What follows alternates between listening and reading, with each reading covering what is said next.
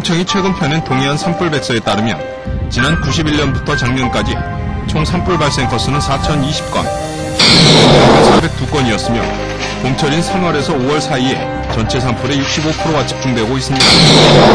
이에 따른 피해 면적은 39,407헥타르로 여의도 면적 4.6배에 해당합니다. 지난 96년의 경우 4월 23일 강원도 고성에서 발생한 한 건의 산불로 임야 3,762헥타르가 소실되기도 하였습니다. 이들 산불 발생 원인을 비율로 보면 입산자 실화가 전체의 46%로 가장 높았고, 그 다음으로 논밭 두렁 소각, 성묘객 실화, 담뱃불 및 쓰레기 소각, 어린이 불장난, 기타 등이었습니다. 특히 산불이 많이 발생하는 봄철의 경우 나무와 잡초가 말라있는 상태이고 건조기와 맞물려 위험이 더욱 높아집니다. 특히 봄철 산행을 하는 사람과 성묘객이 집중되면서 실화에 의한 위험성도 크게 늘어납니다. 따라서 산에 갈 때에는 화기 취급 자체를 휴대하지 않는 것이 가장 좋고, 부득이하게 산에서 화기를 취급할 때에는 지정된 장소에서 불씨 주변에 대한 철저한 안전조치를 취한 후 사용해야 합니다. 산림과 연접된 지역에서 논밭 두렁 태우기를 할 경우에는 해당 관세의 사전 허가를 받고 불씨가 산림으로 확산되지 않도록 미리 조치를 취해야 합니다. 산불을 발견하면 즉시 119, 112, 시군구청으로 신고해야 하며, 초기에 작은 산불을 진화하고자 할 경우 나뭇가지나 외투를 사용하여 두드리거나 덮어서 진화할 수 있지만, 산불은 바람이 불어가는 쪽으로 확산되므로 바람 방향을 감안하여 산불의 진행 경로에서 벗어나도록 해야 합니다.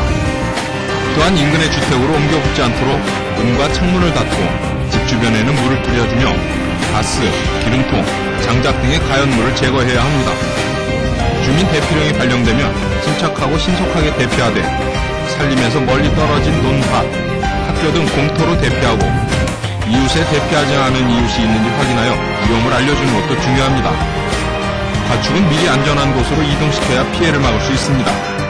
불길에 휩싸일 경우 당황하지 말고 침착하게 주위를 확인하여 화세가 약한 곳으로 신속히 대피해야 하는데, 이때 이미 타버린 연료지대, 저지대, 연료가 없는 지역, 도로, 바위 뒤 등이 보다 안전합니다. 특히 산불보다 높은 곳으로 가지 않도록 주의하고 수목이 강하게 타고 있는 곳에서 멀리 떨어져야 합니다. 우리나라는 산림보호를 위해 산불을 낸 사람에 대한 처벌을 아주 중하게 규정하고 있습니다. 허가 없이 산림 및 근접한 토지에 불을 놓거나 가지고 들어간 자는 10에서 100만원, 산림 안에서 불을 이용 음식을 만들거나 공초를 벌인 자는 30만원, 허가를 받지 않고 입산 통제 구역에 들어간 자는 10만원 과태료가 부과됩니다.